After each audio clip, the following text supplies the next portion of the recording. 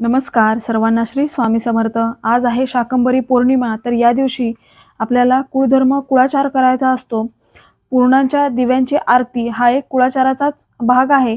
तर आपल्याला असे एक तामण घ्यायचे, त्याच्यामध्ये पुरण आपल्याला थापून घ्यायचे। आता माझं हे तामण थोडं मोठं आहे, तुम्ही छोटं घेतलं आणि त्याच्यात पूर्ण पुरण छान थापून घ्यायचं आणि त्याच्यामध्ये आपल्याला जोड फुलवाती लावायचेत।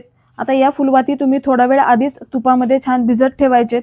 आता 5, 7 किंवा 11 दिवे आपल्याला करायचे असतात।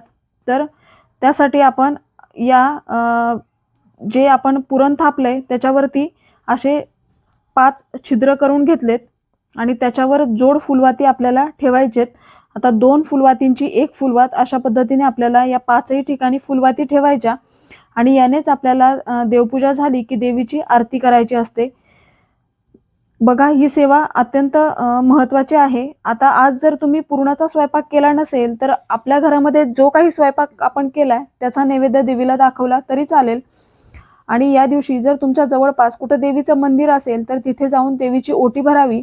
ओटीमध्ये एक ब्लाऊज पीस, नारळ, हळकुंड, सुपारी, खारीक, 1 रुपयाचं नाणं, बदाम या गोष्टी ओटीमध्ये ठेवायच्यात आणि आपल्या यथाशक्ती आपण दक्षिणा ठेवू शकतो। देवीला हार, गजरा किंवा गुलाबाचं फूल, चाफ्याचं फूल अर्पण करावं आणि मनोभावे नमस्कार करावा। आता या 9 दिवसामध्ये जर असा कुळाचार तुमच्याकडून झाला नसेल तर तो नक्कीच करा। आजच्या दिवशी कुठल्या सेवा करायच्या, लक्ष्मी प्राप्तीसाठी कुठले उपाय करायचे याचा डिटेल व्हिडिओ आपल्या चॅनलवर आहे। खाली दिलेल्या लिंकवर क्लिक करून तोही नक्की बघा। सर्वांना श्री स्वामी समर्थ।